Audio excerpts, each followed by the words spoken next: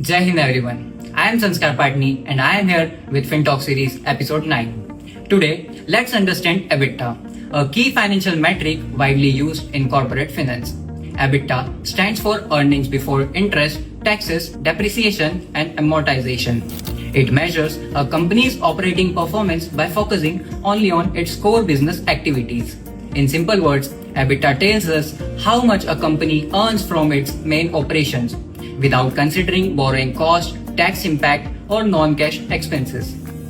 Why is EBITDA important? It gives a clear picture of operational profitability.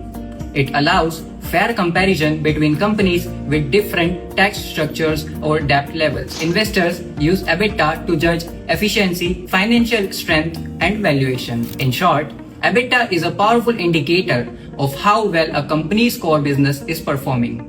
Thank you.